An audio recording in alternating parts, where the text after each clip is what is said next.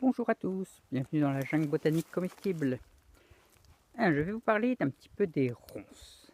Donc les ronces, les ronciers ou mûriers, c'est ce qui va faire les murs sauvages. Donc ceux qui ne connaissent pas, ça fait des grandes tiges qui vont faire des fruits en général au bout, enfin un peu partout, sur l'extrémité du haut, on va dire. Et voilà, et donc ça a des épines, évidemment. Je sais pas si on voit, mais bon, ça pique. Alors on peut les laisser, ça va faire des murs. Bon, ça sera un peu du sport à aller les ramasser, mais ça fera des murs. Alors si c'est dans un endroit trop sec, ça fera pas forcément des murs terribles parce qu'elles pourraient sécher et rien donner de bon. Par contre, au bord des ruisseaux, enfin je parle pour le sud, hein, là où je suis. Et sinon, au bord des ruisseaux, en général, ça donne pas mal de murs. Voilà. Alors, est-ce qu'il faut les nettoyer? Est-ce qu'il faut virer tout ça? Est-ce qu'il faut les garder? Est-ce que... Voilà. Bon, déjà, si c'est au milieu du chemin, vous allez les retirer. Ou les tailler fortement. Voilà. Sinon, si c'est dans un coin un petit peu abandonné, vous pourriez être tenté à vous dire, bah, on va les laisser. Donc si c'est un coin vraiment abandonné que vous voulez abandonner pour très longtemps, bah oui, vous pouvez les laisser, et puis voilà, ça fait un bon refuge pour les animaux, il y aura plein de trucs qui s'y passera. Bon, vous verrez pas grand chose, mais voilà, il se passera des choses. Par contre, les ronces, ça se reproduit assez vite. Enfin, ça se reproduit pas vite au sens avec les graines, mais ça se marcotte facilement.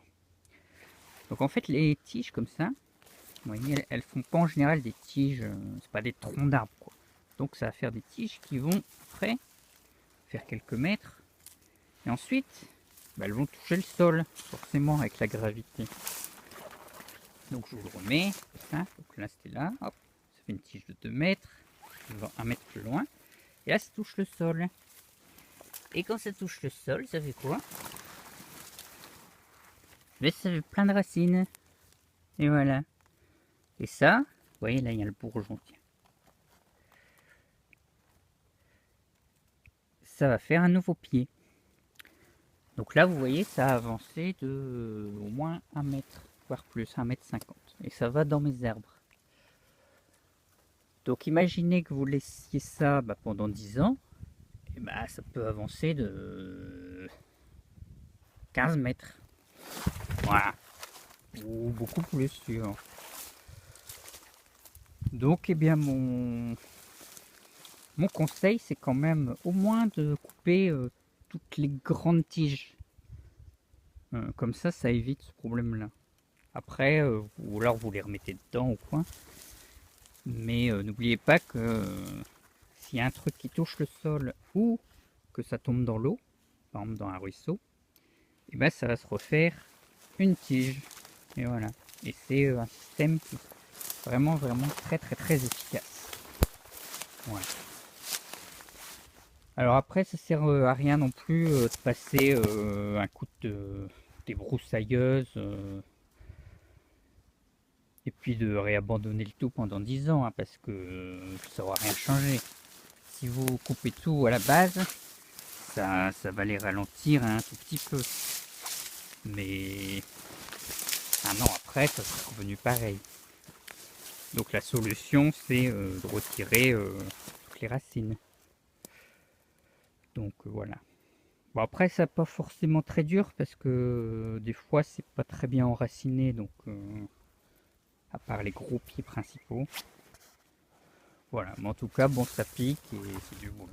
Vous voyez, là, il y a des pruneliers, des ronces, du cyronodon, de l'herbe, des trucs et des machins. Oui, il faudra que je le fasse un jour, mais bon.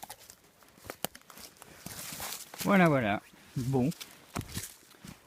Et bien j'espère que vous n'êtes pas trop envahi par les ronces, qu'elles vous embêtent pas trop. Mais sinon, ça pique, hein. Mettez des gants ou une armure. Allez, à bientôt dans la jungle.